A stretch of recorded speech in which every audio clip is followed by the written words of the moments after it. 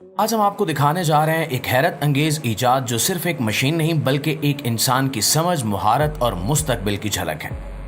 जापानी company Kawasaki ने ऐसा रोबोट तैयार किया है जो ना सिर्फ 4 टांगों पर चलता है बल्कि इंसान को अपनी पीठ पर बिठाकर पहाड़, जंगल और पथरीले रास्तों से भी बासानी गुजर सकता है। जी हाँ, जापान की मशहूर कंपनी कावासाकी जो मोटरसाइकिल्स के लिए जानी जाती है, इसने अचानक एक ऐसा कमाल का रोबोट मुतारिफ करवा दिया जो घोड़े की तरह चलता है। लेकिन ये घोड़ा ना कभी खाता है, ना सोता है और ना ही कभी थकता है। इसका नाम कोरियो है। ये एक हाइड्रोजन से चलने वाला रोबोट है जो 4 टांगों पर चलता है और हर तरह की जमीन पर आसानी से सफर करता है। ये मशीन सिर्फ एक नई सवारी नहीं बल्कि दुनिया में ट्रांसपोर्ट के बारे में हमारा पूरा नजरिया बदल सकती है।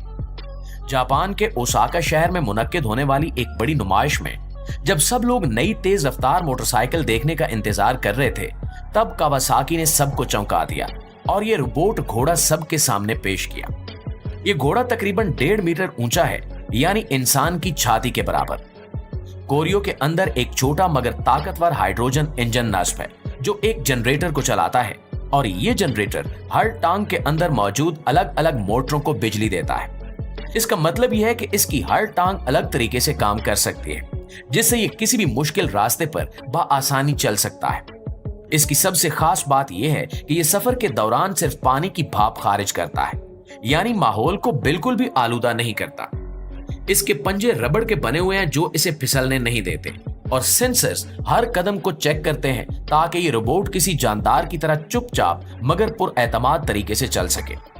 इस पर बैठना बिल्कुल वैसा ही लगता है जैसे किसी मोटरसाइकिल पर सवार होना, क्योंकि इसमें हैंडल और सीट भी दी गई है। फर्क सिर्फ ये है कि हैंडल घुमाने की बजाय आपके जिस्म के झुकाव से ये घोड़ा समझ जाता है कि किस तरफ जाना है। इसके अंदर एक छोटा सा डैशबोर्ड भी है जो फ्यूल लेवल और तवाजुन दिखाता है। रात के वक्त ये रोबोट जमीन पर हल्की रोशनी भी डालता है ताकि रास्ता साफ दिखाई दे और इसके नीचे से आने वाली नीली रोशनी इसे किसी फिजा में तैरती हुई चीज जैसा दिखाती है। इसका जिस्म कार्बन फाइबर और हल्के वजन वाले धातों से बनाया गया है और इसका वजन तकरीबन 180 किलोग्राम है, जो ना ज्यादा है ना कम, यानी कि निहायत ही मुनासिब। वाजिज दोस्तों, कोरियो की ताकत का इन्हिसार इसके पीछे लगे हाइड्रोजन के 2 सिलेंडर्स पर है, जिन्हें चंद सेकंड्स में निकालकर नया सिलेंडर लगा दिया जाता है, बिल्कुल ऐसे जैसे आप मोटरसाइकिल का हेलमेट पहनते हैं। कोरियो की एक खास बात यह है कि इसका ईंधन यानी हाइड्रोजन ना सिर्फ माहौल दोस्त है बल्कि बहुत हल्का भी होता है। इसलिए ये रोबोट बहुत फुर्तीला है और जब आप इसे दोबारा फ्यूल करते हैं तो ये सिर्फ चंद लम्हों की बात होती है, जबकि बरकी बैटरियां घंटों लेती हैं। अगरचे हाइड्रोजन अभी हर जगह दस्तयाब नहीं है, लेकिन कावासाकी पहले ही ऐसे मंसूबों पर काम कर रहा है जिसमें समंदर पार से हाइड्रोजन लाने के लिए खसूसी बहरी जहाज बनाए गए हैं। अब जापान में कुछ मकामात पर हवा और पानी से हाइड्रोजन बनाई जा रही है ताकि इसे मुकम्मल तौर पर साफ और माहौल दोस्त बनाया जा सके और इस तरह कोरियो का मौलियाती असर सिफर हो जाएगा।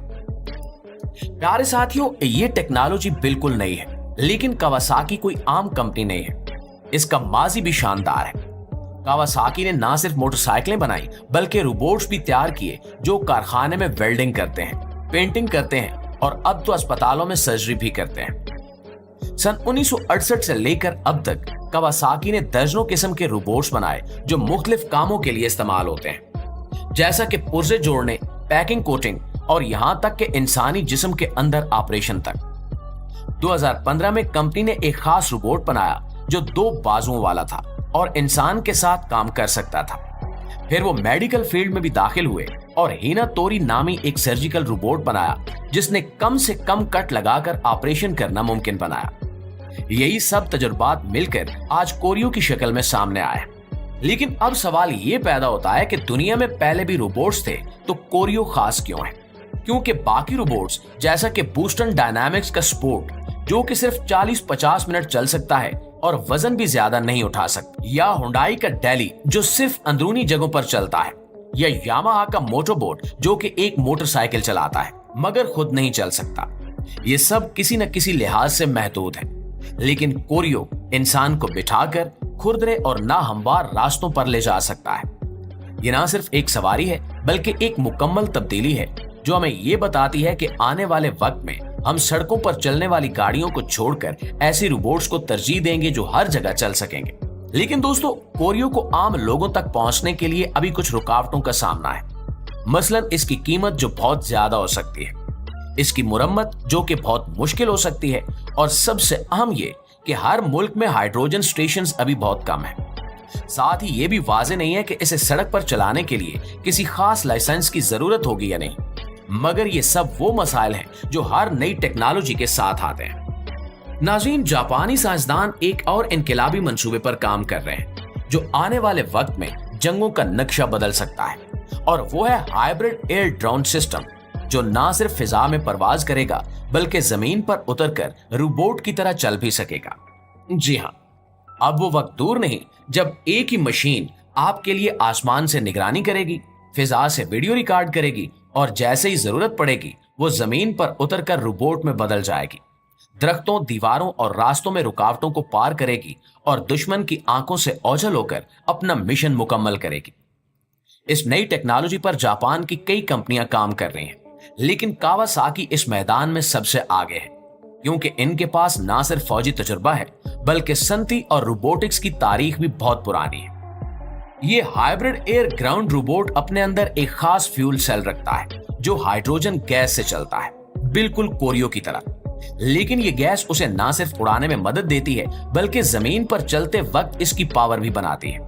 और दिलचस्प बात यह है कि ये ड्रोन रोबोट ना सिर्फ ऑटोमेटिक मिशन पर जा सकता है बल्कि आपके मोबाइल से कंट्रोल भी किया जा सकता है, और जैसे ही आप चाहें ये ड्रोन रोबोट फौरन हवा में बुलंद होकर वापस बेस पर भी आ सकता है। नाज़रीन ग्रामी, जापानी फौज पहले ही इस टेक्नोलॉजी पर तजुर्बात कर रही है, खास तौर पर ऐसी जगहों पर जहां दहशतगर्द छुपे होते हैं या कुदरती आफात के बाद इमदादी टीमों को फंसे हुए लोगों तक पहुंचने में दुश्वारी होती है। इसकी बदौलत अब ऐसे रोबोट ड्रोन 1 घंटे तक फिजा में रह सकते हैं, और जैसे ही वो जमीन पर आते हैं तो पहाड़ों, पत्थरों और टूटे हुए रास्तों पर किसी बकरी की तरह चलते हैं। इनके पंजे रबड़ से बने होते हैं जो फिसलने से बचाते हैं, और इनमें लगे सेंसर हर कदम को संभालते हैं। मजीद हैरत की बात यह है कि इसमें कैमरा, थर्मल स्कैनर और सेंसर्स भी मौजूद हैं जो किसी जख्मी इंसान की मौजूदगी को भी दूर से पहचान लेते हैं। कावासाकी के इंजीनियर्स का कहना है कि अगले 5 सालों में ये टेक्नोलॉजी मुकम्मल तौर पर तैयार हो जाएगी, और दुनिया भर में इसे न सिर्फ फौजी ऑपरेशंस बल्कि तिब्बी इमदाद, जंगलात की निगरानी, आग लगने के वाकयात और यहाँ तक के गांव देहातों में डाक की तरसील के लिए भी इस्तेमाल किया जा सकेगा। इस वक्त जापान में इस रोबोट का नाम फाल्कन वॉक रखा गया है, जो फिजा में उकाब की तरह उड़ता है और जमीन पर इंसान की तरह दौड़ता है। इसकी रफ्तार हवा में 80 किलोमीटर फी घंटा और जमीन पर 20 किलोमीटर फी घंटा है।